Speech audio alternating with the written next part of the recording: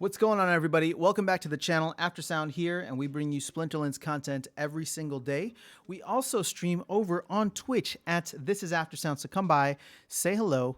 We do giveaways every stream, and we do giveaways every week here on the YouTube channel. So all you got to do is leave your in-game username in the comments, and I pick out my favorite ones every week and go through on those weekly Q&A videos. Whoops.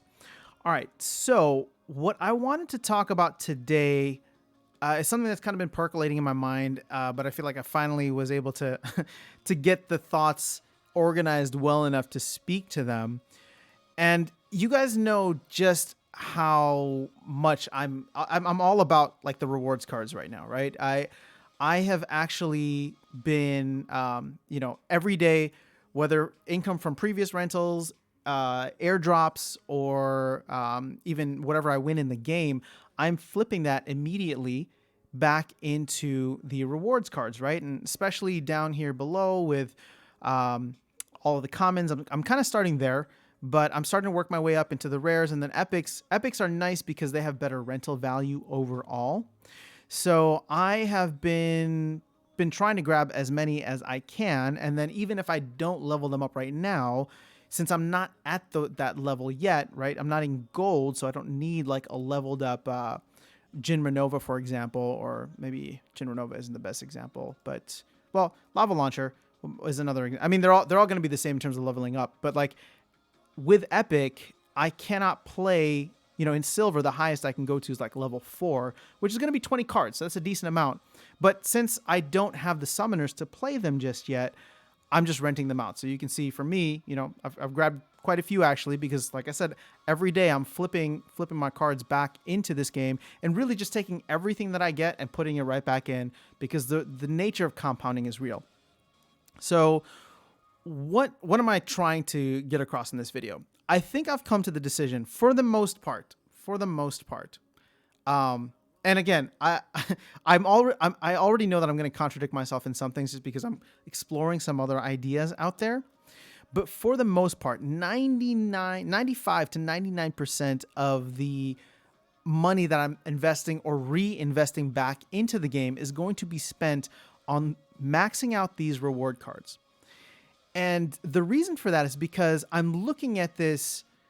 I'm taking off my investor hat for a second, or I'm taking off my investor hat, but I'm holding it in my hand, and I'm putting my player hat on, and I'm trying to plan ahead, right? Like if this is a game I'm enjoying, and I think that I'll be playing for not months, but maybe years, then this is something that I want to start planning ahead for. I'm never going to be a whale in terms of, and I'm never going to have a super OP card collection when it comes to alpha, beta, or honestly, even Untamed and Dice.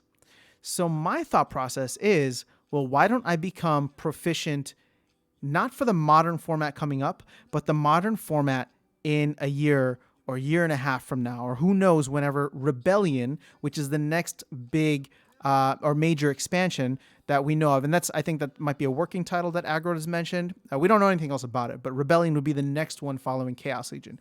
In between those, you'd have Rift Walkers or Rift Watchers, which is like the dice, right? The dice that came after Untamed. So, in my mind, I want to max these guys out so that I can play in Champion, Gold, Diamond, or Champion League, not in the upcoming modern format, because I can't really get Untamed cards maxed out to those levels, or at least I'd have to win the lottery, or Bitcoin would have to hit $1 million this cycle in order for me to be able to afford buying all those cards. And so right now I'm taking the long-term strategy as a player and saying, let me max out all of the rewards cards, and then once Chaos Legion comes out, I'm going to be maxing out all of the Chaos Legion cards, and it'll be a slow and steady thing. That's kind of why, that's exactly why I put together that video a couple days ago showing what is the financial cost of maxing out all of the Chaos Legion rewards cards, right? Because I just wanted to get an idea financially of what kind of commitment it would take. And it's $4,000, and it doesn't matter how rich you are. $4,000 is never going to be a little amount of money, right? It's always going to be a significant amount of money. But what I love about this game is the fact that I can earn from it but just by playing it or participating in the economy by renting my cards out, and then I can flip that back into the game and buy these cards. So I'm not putting any additional money into buying these cards, right? I am buying these cards, and if I can't play with them right now, as I showed you, with some of the epic cards, or even some of the even some of the, what's that called? The rares and commons, for example. Like, there's no need for me to level these cards up all the way at this point. For example, like with this, like if I know that I'm only going to be playing in silver for the time being, then let me level them up to silver, right? Which would be either level 4 or level 5. I need to double check. I believe it's level 4 for commons, right? So let me make sure that I grab 25 cards and I can level them up to max them out for silver if I can get the summoners.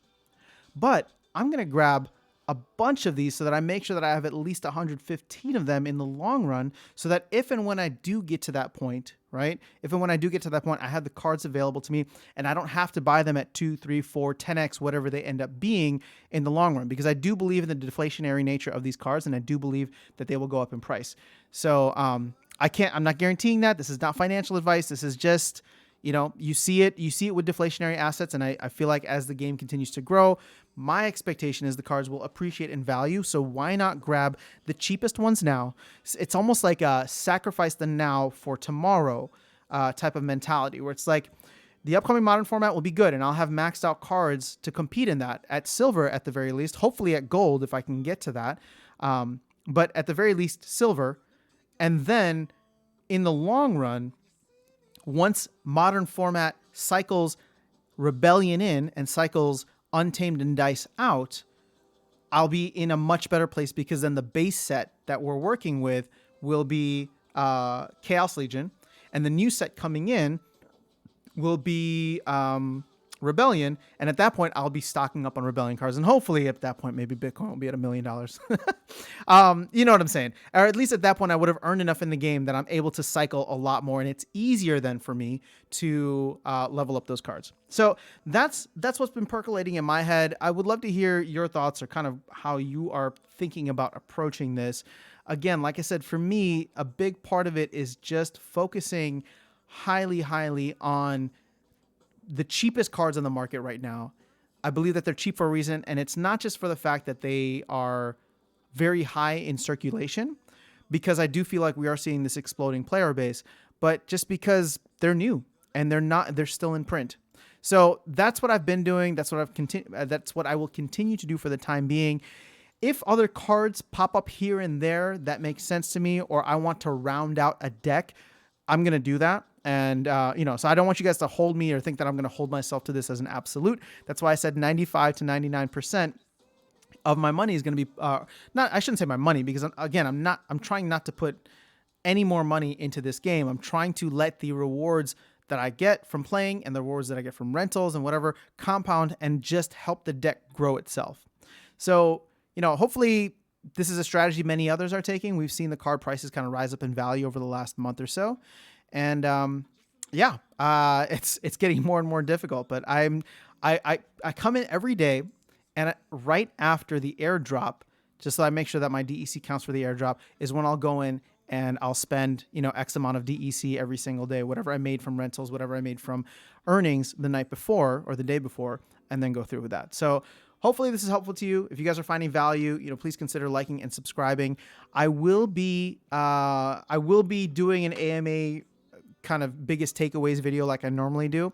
I just haven't had a chance to catch the whole thing yet. I caught it in bits and pieces. And so if you guys know me, I like to listen to it at least twice and make sure that I'm actually grabbing things out of there that can provide value to you guys. So keep an eye out for that. Might come tonight, might come tomorrow morning. We'll see what the rest of my night looks like here. So have an awesome rest of your day, and I will catch you in the next video and around the game. See ya.